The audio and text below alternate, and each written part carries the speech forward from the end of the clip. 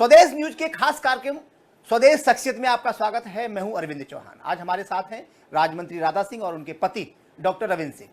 दोनों शासकीय सेवा में थे और पारिवारिक पृष्ठभूमि राजनीतिक थी। दोनों ने शासकीय नौकरी को छोड़कर अब सेवा पथ पर चलना शुरू किया है। हमारे साथ हैं राधा सिंह, आपका बहुत बहुत धन्यवाद। नमस्कार। और डॉक्टर आपका भी। मैम, कैसे देखते हैं, एक शासकीय सेवा में थी आप और अचानक से इतना बड़ा मोड़ लिया। लोग तो सरकारी नौकरी में जाते हैं और उसी में बराबर लगे रहते हैं। आपकी जो पारिवारिक पृष्ठभूमि है वो भी राजनीतिक रही है, कैसे देखते? मुझे तो पहले कुछ ऐसा एहसास भी नहीं था कि मैं शादी होके जाऊंगी मैं नौकरी छोड़ूंगी और राजनीति में आऊंगी, ऐसा कुछ वो नहीं था।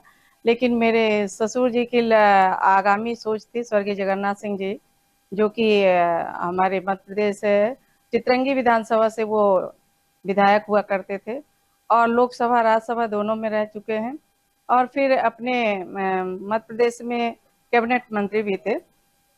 मैं नौकरी 10 साल की और 10 साल के बाद अचानक ऐसा आया कि मेरे यहाँ आरक्षण हुआ एसटी जिले में जिला पंचायत अध्यक्षी का। हम ऐसी नॉर्मल बैठे हुए थे भोपाल में, सभी ने बोला भाभी आप लड़िए।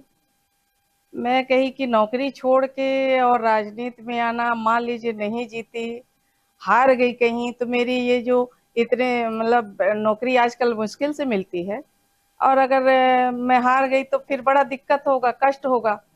बहुत सोचने समझने में फिर बहुत लोगों ने कहा कि नहीं आप तो वो करिए, आप जीत जाएंगे। बहुत हौसला लोगों ने बढ़ाया।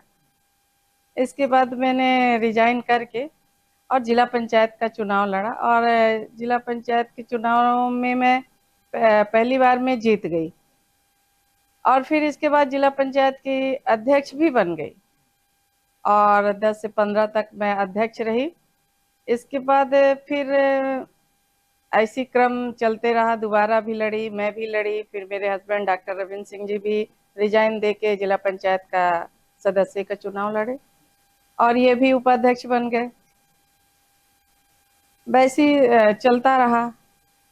तो सवाल यह है कि क्या जो आपका माँ का पक्ष था वो भी राजनीतिक था या ससुराल में आपके राजनीति का आपने एबीसीडी सीखी? मेरे मायके पक्ष में कोई राजनीति नहीं करते थे। मेरे पिताजी थे, रजिस्ट्रार थे, डिस्ट्रिक्ट रजिस्ट्रार, और मैं एक साधारण परिवार से हूँ और मेरे पिताजी, मेरी माता नहीं पढ़ी हैं लेकिन हम लोग को पढ़ाई लिखाई के लिए सभी बहनों को, भाई को अच्छा शिक्षा दीक्षा दिया। हम लोग ग्रेजुएशन सभी कंप्लीट किए हैं और मेरा गांव बहुत छोटा सा है, एक कहना चाहिए बहुत साधारण। मेरे पिताजी बस नौकरी किए थे, बाकी सब खेती बाड़ी वाले थे। अच्छा, चलिए अब आते हैं डॉक्टर साहब के पास और उनसे जानने की कोशिश करते हैं। हमारे साथ इस समय है डॉक्टर रविंद्र सिंह जी। सिंह साहब, कैसे देखते हैं एक सामाजिक जीवन में पत्नी का मंत्री होना और खुद का डॉक्टर पद से आपने रिजाइन कर दिया और सामाजिक सेवा में आ गए, ये प्रेरणा कहाँ से मिली? चौहान साहब नमस्कार, आपके चैनल को बहुत बहुत धन्यवाद। चूँकि समाज सेवा तो हमारे रगों में था। मेरे दादाजी 1963 से 1992 तक लगातार सरपंच रहे और उसी दरम्यान मेरे फादर हेडमास्टर थे और रिजाइन करके 1977 में जनता पार्टी की सरकार में संसदीय सचिव रहे। पहली बार उन्होंने 1970 में विधायक बना। फिर चूँकि राजनीतिक परिवेश था तो हम लोगों को, मैं छोटा था, लगभग 7-8 साल, तो संसदीय सचिव थे। पहली बार ऐसा अनुभूत हुआ कि क्योंकि दादाजी थे, जनसेवा करते रहे, पिताजी का भी हमने टेन्योर देखा और वो सरकार के विरुद्ध जाके अनशन बैठ गए कि एक विधायक हो गया, अगर मैं अपने गांव में मुख्यालय में हायर सेकेंडरी स्कूल नहीं ला सकता तो राजनीति छोड़ देना चाहिए।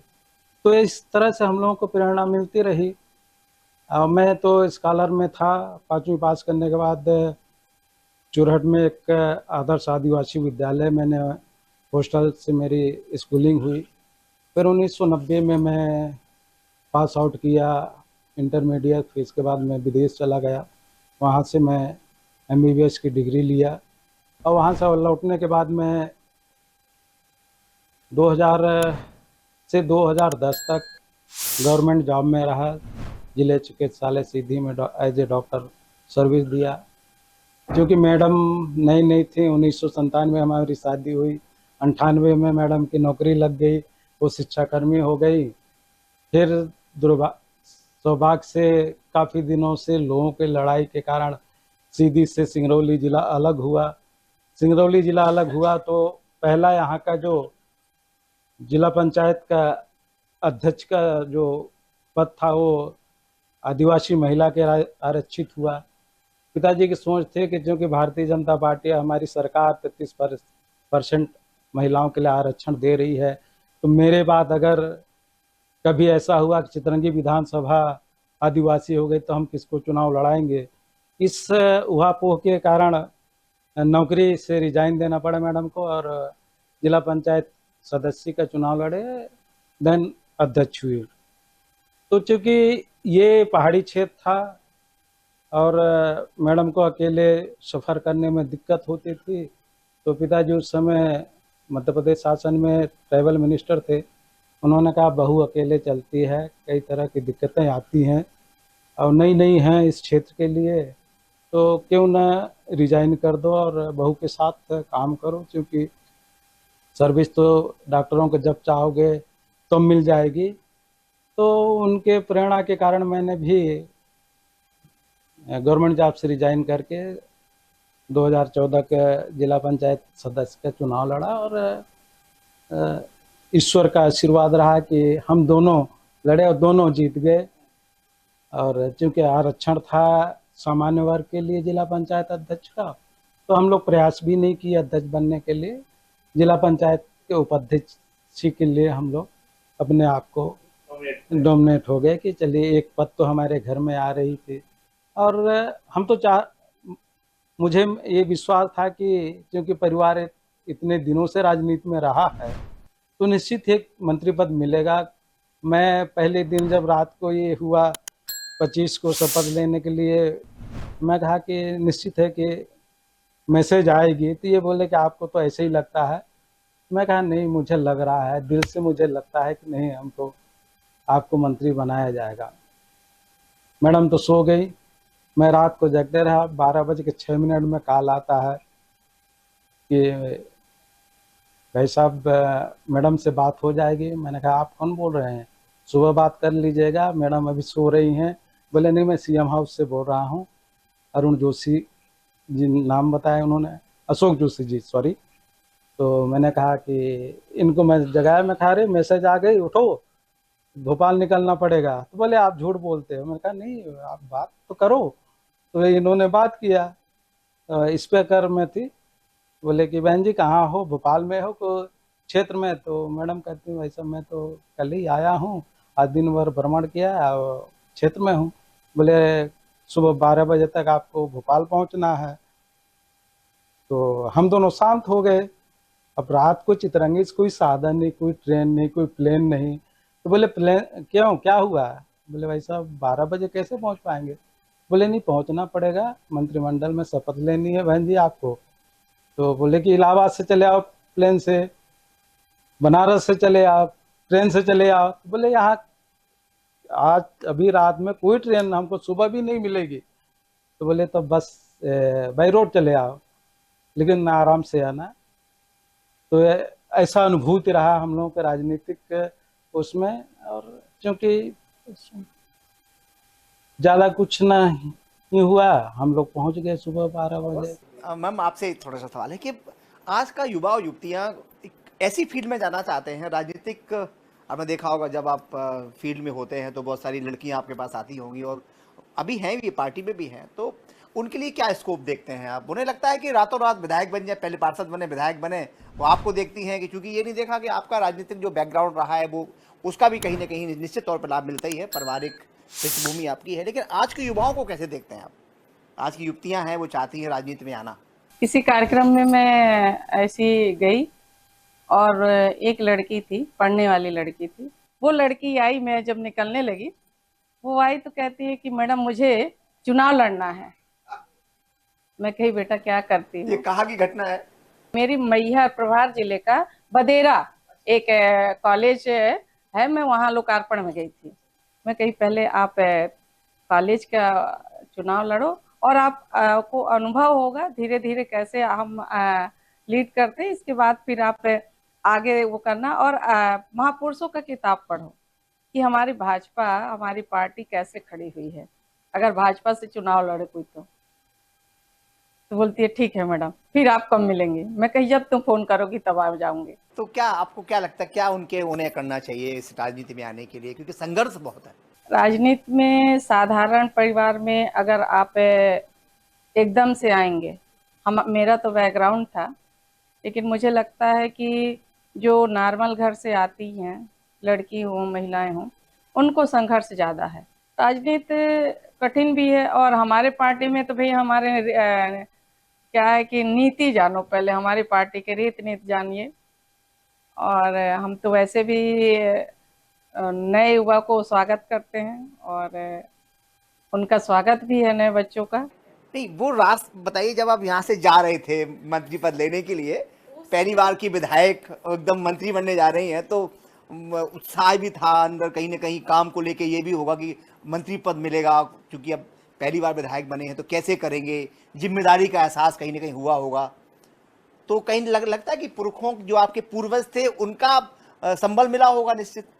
जिस दिन फोन आया उस दिन मैं रात में अचानक निकल गई। उस दिन बहुत ज्यादा कोहरा छाया हुआ था, ऐसे लग रहा था कि मैं हाँ मतलब 1 मीटर दूर का चीजें नहीं, गाड़ियां नहीं दिख रही थी।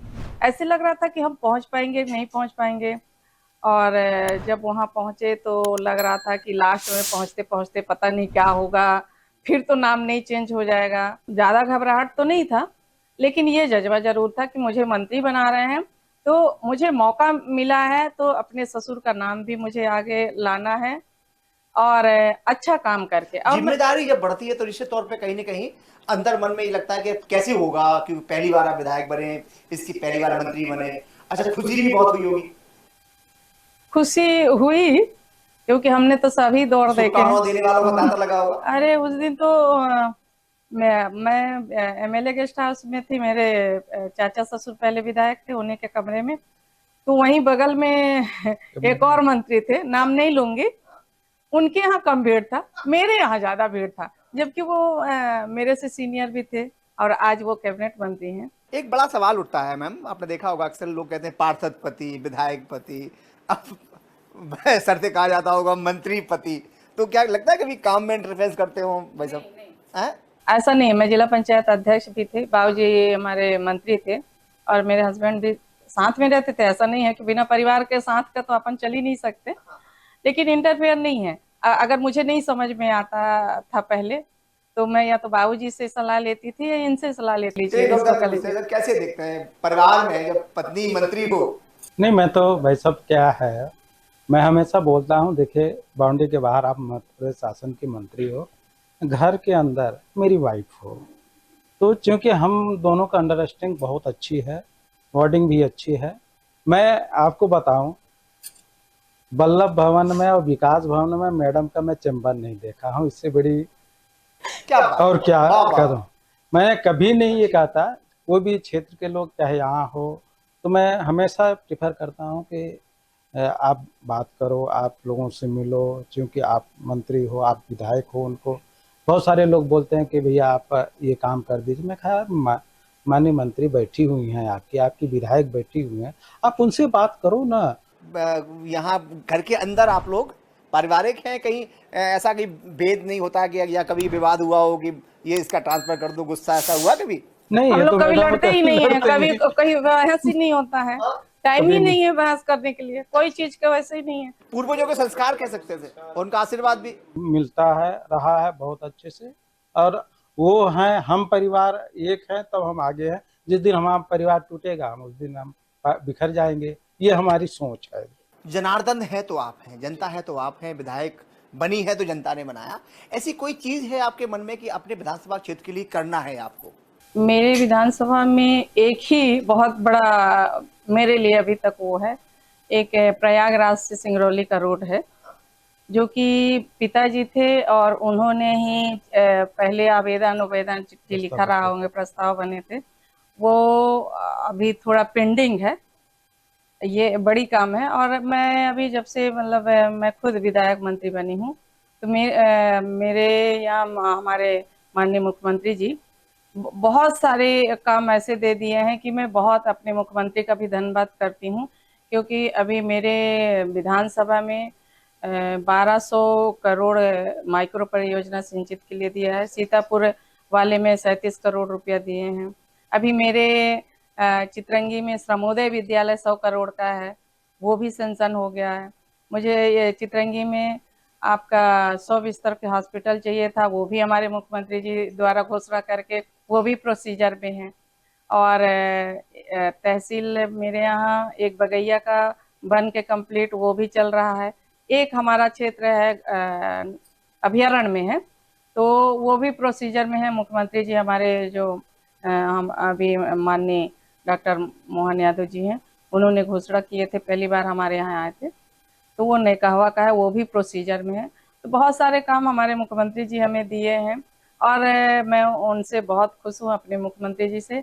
और अपने प्रधानमंत्री जी से मैं बहुत खुश हूँ, क्योंकि हमारे यहाँ देख ही रहे हैं, इतना अच्छा सरकार भी चल रही है और देश की भी सरकार अच्छी चल रही है, और हम महिलाओं को तो सशक्त बना ही रही है सरकार। तो एक ही रोड है और कुछ चीजें हैं अभी जो हमें करना है। बस सड़क की आपकी एक है कि आपके कार्यकाल में सड़क कैसे भी ये जो पूर्वजों का सपना जो उनने देखा है पूरा। डॉक्टर साहब, आपकी क्या इच्छा है आपकी विधानसभा को लेके, क्योंकि निश्चित तौर पे कहीं ना कहीं आप चूंकि बाहर ज़्यादा जाते हैं, हम ये महिला होने के नाते घर में ज़्यादा रहती हैं, तो कभी कुछ नहीं हो पाया तो सवाल आप पे खड़े होंगे। तो क्या लगता है कि आपको ये कार्य योजना जो है, आपकी भी इच्छा यही है कि जल्दी पूरी हो जाए? निश्चित है भाई साहब, क्योंकि मैं माननीय नितिन गडकरी जी को धन्यवाद देना चाहूँगा कि प्रयागराज टू सिंगरौली जो नेशनल हाईवे बनना था, दुर्भाग्यवश आप लोगों ने भी देखा होगा कि किन्हीं कारणोंवश अभी पेंडिंग में है। एक रोड हमको ये मिल जाएगी तो हमको गंगा स्नान करने के लिए सिंगरौली से लेके चितरंगी से लेके तमाम बहुत रोड नज़दीक हो जाएगा। एक रोड और पिताजी ने लिखा था सिंगरौली से बाया चितरंगी टू बनारस काशी विश्वनाथ जी के लिए। दोनों रोडों को हम चाहते थे कि हो जाए, क्योंकि उनकी सपना थी। तो अगर ये हो जाती है तो हमारे क्षेत्र के जनता के लिए बहुत ही अच्छे सौगात होगी। और एक ज़रूर हम लोगों को कष्ट होता है, कभी कभी पेपरों में आपने भी देखा होगा, एक क्षेत्र है जो 23 पंचायत हैं, 64 गांव हैं, वो अभयारण्य के नाम से घोषित है। एक सोनघड़ियाल और दूसरा बगदरा अभयारण्य। आज की डेट में वहाँ पे एक भी जानवर नहीं है। माननीय पूर्व मुख्यमंत्री जी चुनाव के पहले आए तो उन्होंने कहा था कि इसका नोटिफाई किया जाएगा, क्योंकि यहाँ पे जानवर नहीं है जिस जानवर के लिए कि उसको घोषित किया गया था। तो हम आशा करते हैं कि वो हो जाती तो हमारे क्षेत्र की जनता का विकास सहूलियत से मिल जाती, क्योंकि जब तक अभयारण्य है तो हम वहाँ रोड नहीं दे सकते, वहाँ लाइट नहीं दे सकते, विद्यालय तक नहीं बनवा सकते हैं। तो ये हमारी सोच है कि जल्दी से जल्दी अगर ये भी हो जाए। वहाँ सरकार जानवर का अभी नहीं है अभी नहीं है, काले चीतल के लिए वो घोषित हुई थी बहरहाल, लेकिन नहीं है। सोन घड़ियाल आप देख ही रहे हैं, घड़ियाल पाल दिया गया, लोगों के जमीन में शेड है, बालू हैं, लेकिन अपना घर बनाने के लिए उठा नहीं सकते।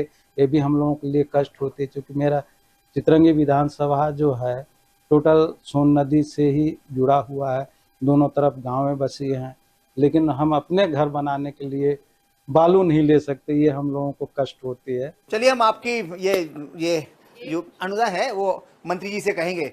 मंत्री महोदया, एक चीज मैं बताना चाहूंगी, भूल गई थी। मेरे पास एक माननीय नितिन गडकरी जी का लेटर आया है, जो मैं अभी प्रयागराज का बात की। उनका कहना है कि अगले बजट में हम आपका ये प्रयागराज वाला जोड़ देंगे और तत्काल काम चालू होगा।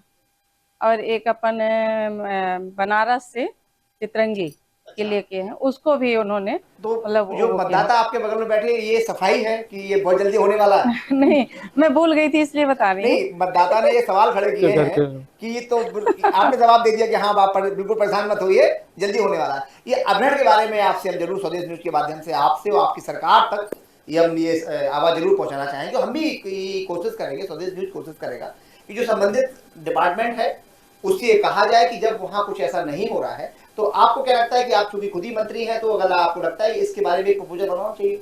देखिए हाँ, मैं लेटर भी दी हूँ और एक लेटर वहाँ से विभाग से भी गया है अपना डिनोटिफाइड के लिए, और उसके लिए मैं लगी हूँ लगातार। मुझे तो ऐसे लगता है कि किसी चीज के लिए हमें हमेशा महीना में एक लेटर तो जाना चाहिए, क्योंकि ये केंद्र से होना है, प्रदेश से होना नहीं है अभिहरण का। वो तो मैं बराबर कहती हूँ कि नहीं, लेटर अपने कर्मचारियों को बराबर बोलती हूँ कि आप चिट्ठी भेजो, जैसे हमारे यहाँ आने जाने का हलचल होती रहे कि हाँ हाँ, ये है। ताकि वो लगे कि नहीं ये भूल ही नहीं है। जैसे हम एक लेटर दे के चुपचाप हो गए।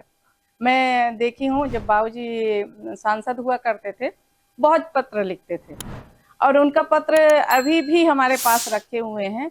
और हमारे यहाँ जैसे अभी भोपाल भी आने जाने का रेगुलर ट्रेन नहीं है, 3 दिन सप्ताह के चलता है रेगुलर, उसके लिए भी हम हमेशा पत्र लिखते हैं। और हम चाहते हैं हमारे सिंगरौली जिला से भोपाल डेली ट्रेन चले, तो आम पब्लिक को बहुत सुविधा होगा।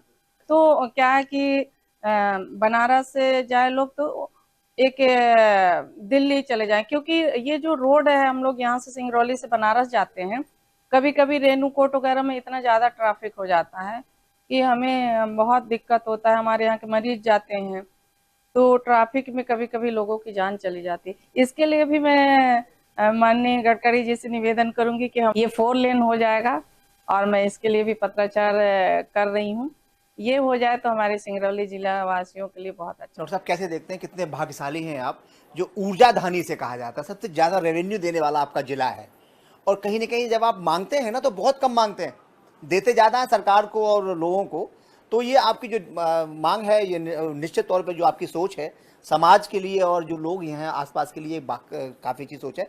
आखिरी में क्या कहना चाहेंगे, पब्लिक से क्या आप अपील करते हैं, और मैम आप क्या अपील पब्लिक से करती हो, साथ में सरकार से क्या है कि स्वदेश न्यूज के माध्यम से आपकी बात वहाँ तक पहुँचेगी? और आपने सही कहा कि मध्य प्रदेश में सबसे ज़्यादा रेवेन्यू देने वाला जिला सिंगरौली है, और उस ढंग से अगर देखा जाए तो विकास अभी भी यहाँ पे अछूता है। और चूंकि गांव में तो रोडें पहुंच गई हैं, लेकिन अभी टोले मजरे अभी छूटे हुए हैं, उसके लिए हम प्रयासरत हैं। अगर वो सिंगरौली का पैसा अगर सिंगरौली में रह जाता है 10% भी रहता है, 10% भी रहता है तो बेहतर उसका उपयोग करके अच्छा हो जाएगा। ये हम चाहते हैं कि हमारी जनता को ज़्यादा से ज़्यादा सुविधा मिले, क्योंकि आप जानते हैं कि यहाँ पे माइनिंग कॉलेज हो गए, यहाँ पे मेडिकल कॉलेज हो गए, यहाँ पे लगातार शिक्षा के प्रति लोगों की जागरूकता बढ़ी है। मैम क्या कहेंगे आप? मतदाता आपके बगल में ही हैं और आपके गार्जियन भी हैं, निश्चित तौर पे पति गार्जियन ही संरक्षक भी होते हैं, और लेकिन डिमांड भी उनने बड़ी लंबी चौड़ी कर दी, आज जिम्मेदारी और बढ़ गई। अब जो चीज़ें मेरे सिंगरौली में नहीं है, मैं अपने सरकार से भी, अपने मुखिया से, केंद्र के मुखिया से और राज्य के मुखिया से भी अपील करूंगी कि हम राजस्व बहुत ज़्यादा देते हैं। ग्वालियर के बाद हम ही, सिंगरौली इंदौर के बाद हम ही दे रहे हैं। और मेरे यहाँ बहुत ऐसी चीज़ें हैं जो कि अब यहाँ लाइट नहीं है, जैसे मजरे टोले में लाइट नहीं है, हम दिल्ली का मेट्रो चला रहे हैं यहाँ से लाइट देके, है ये बहुत बड़ी बात है। तो मैं चाहूँगी कि मेरे सिंगरौली जिले में आवागमन के साधन हो जाए। हमारे साथ थे डॉक्टर रविंद्र सिंह और उनकी पत्नी राज्य मंत्री राधा सिंह, दोनों ने बड़े खुलकर बात की, और अच्छी बात यह है कि उन्होंने जिस तरीके से कहा कि जो अपनी ऊर्जा धानी है, जिस तरीके से वो रेवेन्यू पूरी प्रदेश को, देश को दे रही है, उसके बदले में अगर 5% 10% भी रेवेन्यू वहाँ से वापस आके सिंगरौली के विकास के लिए लगता है तो वो अपने आप को बड़ा मानेंगे कि वो जनप्रतिनिधि, हालांकि बराबर वो केंद्र सरकार से और प्रदेश सरकार से ये मांग करते रहते हैं और मांगते रहते हैं। एक कहावत है कि जनहित के कारण मांगने से मोई न कोई लाज वाली बात स्थिति बराबर मांगती चली जा रही हैं, और कह रही हैं कि हम यहाँ के जो मतदाता है उन्हें धन्यवाद दिया और कहा कि अगर वो हमें वोट नहीं देते तो मंत्री नहीं होते, तो वो अपना फर्ज पूरा कर रही है। कि जो भी डॉक्टर रविंद्र सिंह ने कहा है और जो उनकी पत्नी जो राज्य हैं उनकी जो इच्छा है वो पूरी की जाए तो निश्चित तौर पर जिस तरीके से सरकार बेहतर काम कर रही है वो काम करने में और भी सफलता मिलेगी। कैमरा पर्सन धर्मवीर और सुजीत के साथ अरविंद चौहान, सिंगरौली। देखते रहिए स्वदेश न्यूज। अगर आप इस वीडियो को सोशल मीडिया हैंडल फेसबुक या इंस्टाग्राम पर देख रहे हैं तो हमें फॉलो करें, अगर यूट्यूब पर देख रहे हैं तो सब्सक्राइब करें और बेल आइकन दबाना ना भूलें।